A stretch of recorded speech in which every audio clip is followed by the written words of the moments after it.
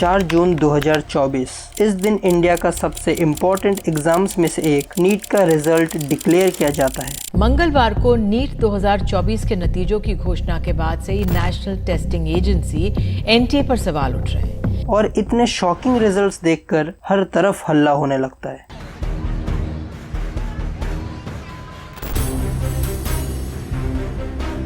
चुनाव के रिजल्ट के दिन देश का माहौल बदला होगा।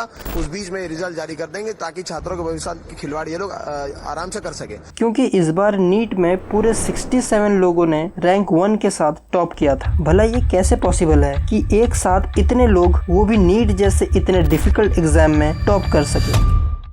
सॉरी मम्मी पापा, पर मैं किसी चीज के लायक नहीं कि नीट का मेंटल प्रेशर हद से ज़्यादा हो गया।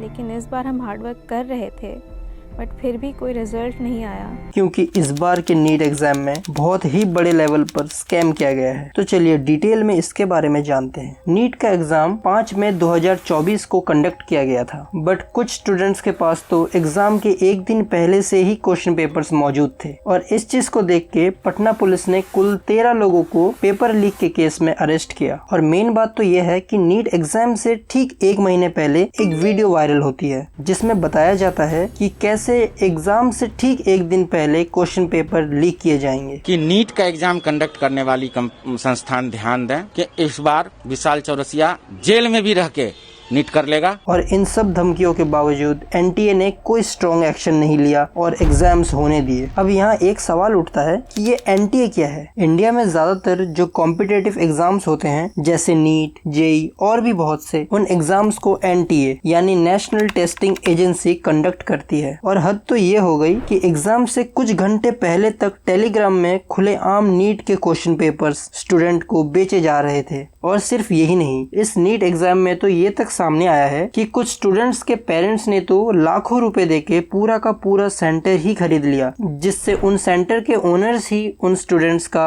एग्जाम क्लियर करवा दे। और हाल ही की न्यूज है जहां गुजरात के गोधरा के जय जलराम स्कूल के मालिक और उनके साथ 2 और लोगों को गुजरात हाई कोर्ट ने 14 दिन की पुलिस रिमांड पर भेजा है और सेंटर हाईजैकिंग। और यहाँ एक सवाल ये उठता है कि कोर्ट को कैसे पता चला इस चीज के बारे में। कोर्ट ने एक वियर्ड चीज नोटिस किया कि उस पर्टिकुलर सेंटर को 16 अलग अलग स्टेट्स जैसे महाराष्ट्र, उड़ीसा, कर्नाटका के स्टूडेंट्स ने चूज किया था फॉर नीट एग्जाम। नॉर्मल लोग यही देखते हैं कि उसका एग्जाम सेंटर उसके घर से जितना हो सके पास हो, बट यहाँ तो 1000 किलोमीटर दूर तक के सेंटर्स को प्रिफर किया गया as exam centre for NEET. और फिर बाद में पता चला कि उन स्टूडेंट्स ने मालिक को 10 लाख रुपए दिए थे ताकि वो उनका एग्जाम अपने सेंटर में करवा कर उनका नीट क्रैक करवा सके। और इस साल के नीट एग्जाम में कुछ ऐसे भी केस देखने को मिले जिसमें कुछ बच्चों को 718 और 719 जैसे वियर्ड मार्क्स दिए गए। 718 नंबर, ये तो बहुत ही अजीब चीज हो गई। एक स्टूडेंट के 718 नंबर आ रहे हैं जो कि किसी भी कैलकुलेशन से आ नहीं सकते। और आप सभी यहाँ ये सोच रहे होंगे कि 718 और 719 मार्क्स में प्रॉब्लम क्या है, क्योंकि टेक्निकली किसी के भी 718 या 719 मार्क्स आ ही नहीं सकते। और ये जानने के लिए आपको नीट की मार्किंग स्कीम के बारे में जानना होगा। देखिए, नीट एग्जाम में टोटल 180 क्वेश्चंस होते हैं और हर एक क्वेश्चन आंसर करने पर 4 मार्क्स मिलते हैं, यानी पूरा नीट पेपर 720 मार्क्स का होता है। अगर आपका एक क्वेश्चन गलत होता है तो 1 मार्क्स कटता है, प्लस 4 मार्क्स और कटते हैं क्योंकि आपने उस क्वेश्चन को गलत अटेम्प्ट किया है। बेसिकली आपका एक क्वेश्चन गलत होने पर 5 मार्क्स कट, लेकिन अगर आपने वो क्वेश्चन अटेम्प्ट ही नहीं किया तो सिर्फ आपके 4 मार्क्स ही कटते हैं। और दोनों ही केस में अगर हम देखें तो 720 में से एक क्वेश्चन स्किप करने पे 716 मार्क्स आएंगे और गलती से अगर आंसर गलत होता है तो 715 मार्क्स आएंगे। तो ये 718 और 719 मार्क्स आ कैसे सकते हैं। और इस स्कैम को छुपाने के लिए एनटीए ने ये रीजन दिया कि कुछ एग्जाम सेंटर्स में पेपर लेट डिस्ट्रीब्यूट होने के कारण वहाँ पर स्टूडेंट्स को कॉम्पेंसेट करने के लिए ग्रेस मार्क्स दिए गए। आप जरा ये सोचिए कि ये एग्जाम्स डॉक्टर बनाती है जो आगे जाके लोगों का ट्रीटमेंट करेंगे और ऑपरेशन थिएटर में ऑपरेशन कंडक्ट करेंगे। तो ये कोई तरीका है फ्री में मार्क्स बांटने का। और ना जाने कितने स्टूडेंट्स के सालों के मेहनत पर पानी फेर दिया है।